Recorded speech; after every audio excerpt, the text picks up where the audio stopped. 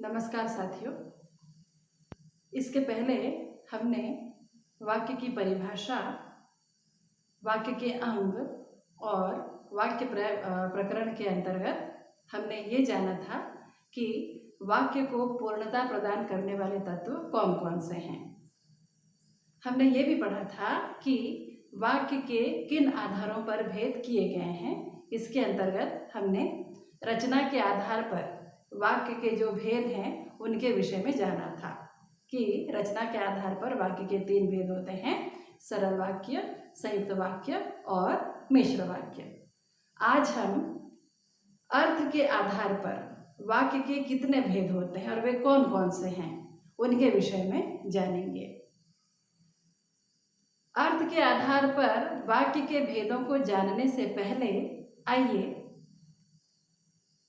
माँ और बच्चों के बीच हुए इस वार्तालाप को देखें और ध्यान से सुनें।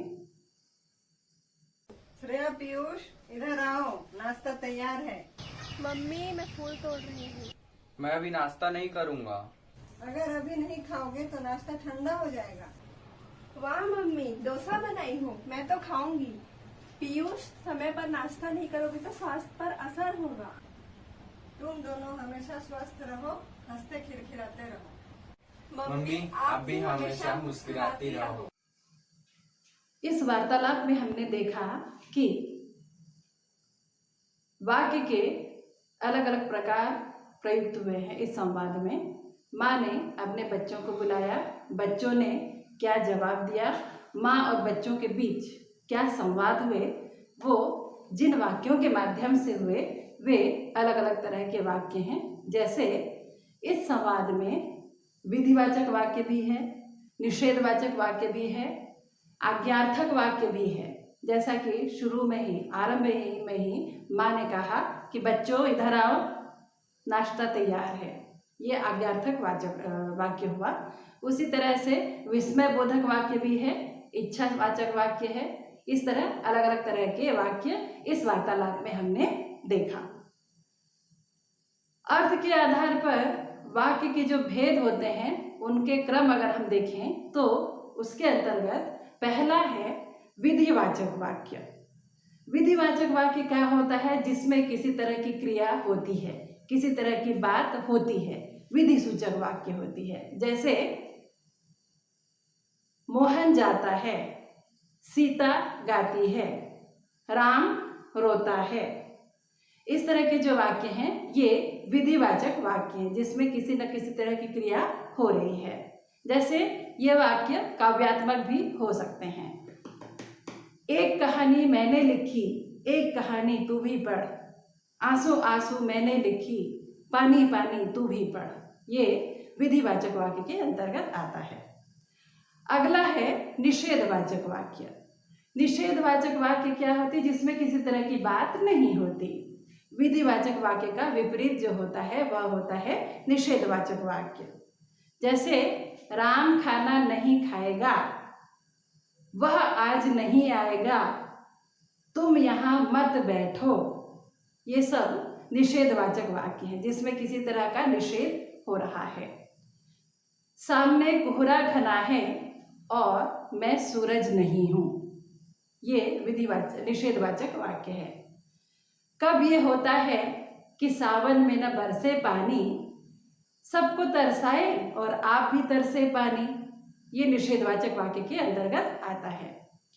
अर्थ के आधार पर वाक्य के भेदों में अगला भेद है आज्ञार्थक। आज्ञार्थक या आज्ञावाचक, जिसमें हम किसी को आदेश देते हैं, किसी को आज्ञा देते हैं कि तुम यह काम करो या यह काम मत करो। जैसे राम इधर नहीं उधर बैठो, सीता इधर आओ उधर बैठो। ये सब आज्ञार्थक वाक्य हैं। जैसे कोशिश कर हल निकलेगा, आज नहीं तो कल निकलेगा। अर्जुन के तीर सा निशाना साध, मरुथल से भी जल निकलेगा। ये आज्ञार्थक वाक्य है। अगला है प्रश्नवाचक वाक्य। प्रश्नवाचक वाक्य हम किसे कहते हैं? जिसमें किसी तरह का प्रश्न किया जाता है। इस तरह के वाक्य में क्या, कब, कौन, कहाँ किसे, किससे, कैसे, ये सब शब्द होते हैं। जैसे वहाँ कौन खड़ा है, तुम्हारा नाम क्या है, तुम कब आए, तुम कहाँ जा रहे हो, ये सब प्रश्नवाचक वाक्य हैं। जैसे काव्यात्मक रूप से अगर हम लें तो कौन पूरी तरह काबिल है, कौन पूरी तरह पूरा है, हर एक शख्स कहीं न कहीं थोड़ा तो अधूरा है, ये है प्रश्नवाचक वाक्य।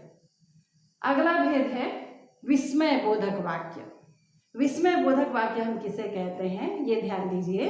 विस्मय का अर्थ होता है आश्चर्य, लेकिन इसके अंतर्गत हम उन वाक्यों को लेते हैं जिसमें हमारे मनोभाव प्रकट होते हैं, मन की दशा जो है वो अलग अलग शब्दों के माध्यम से प्रकट होती है। जैसे आह, ओह, आहा, वाह, शाबाश, ये सब शब्द हैं जो विस्मय बोधक शब्दों के अंतर्गत आते हैं।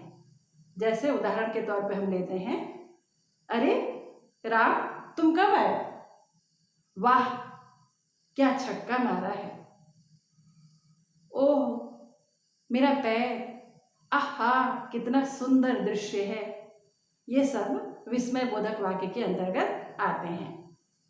लंबे कद में बौने लोग, उफ ये आधे पौने लोग, ये विस्मयवाचक वाक्य है या विस्मय बोधक वाक्य है।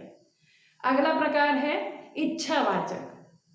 इच्छावाचक वाक्य वे होते हैं जिसमें हम किसी के प्रति, किसी अन्य व्यक्ति के प्रति कामना व्यक्त करते हैं, अच्छे भाव व्यक्त करते हैं, शुभकामनाएं व्यक्त करते हैं। जैसे दीर्घायु हो, चिरायु हो, भगवान करे तुम सफल हो, ईश्वर सदा तुम्हारी सहायता करे, मेरी शुभकामनाएं तुम्हारे साथ हैं, ये सब इच्छावाचक वाक्य के अंतर्गत आता है।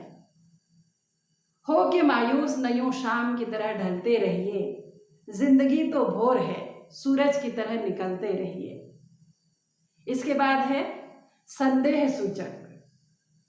संदेह सूचक वाक्य में क्या होता है कि इसमें किसी तरह का कोई संदेह होता है, कोई बात निश्चित नहीं होती जिसके अंतर्गत हमें शंका होती है, जिसमें संदेह होता है। जैसे शायद वहां कोई खड़ा है, तुमने कुछ कहा। जिस तरह के वाक्यों में शायद शब्द का प्रयोग हो या जहां संभावना व्यक्त हो, जैसे बादल घिरे हैं शायद वर्षा होगी, इस तरह के वाक्य संदेह सूचक वाक्य होते हैं। पाप के घर एक घड़ा है शायद, भरता ही नहीं बहुत बड़ा है शायद। बूढ़े बाप का सहारा अब कोई नहीं, बेटा अपने पांव पर खड़ा है शायद। अगला और अंतिम भेद है संकेतवाचक।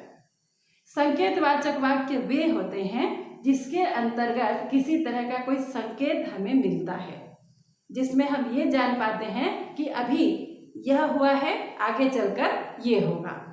इस तरह की जो बातें जिस वाक्य में पाई जाती हैं उसे हम संकेतवाचक वाक्य कहते हैं। जैसे वह आज आ जाए तो अच्छा है, तुम यह काम करो तो भला होगा।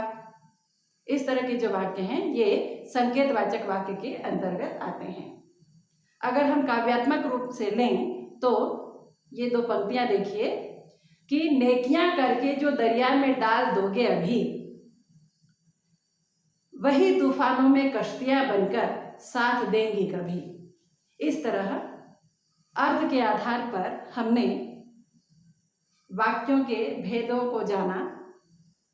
इसके बाद हम वाक्य के अन्य भेद या वाक्य के अन्य जो आवश्यक अंग होते हैं उसके विषय में जानेंगे।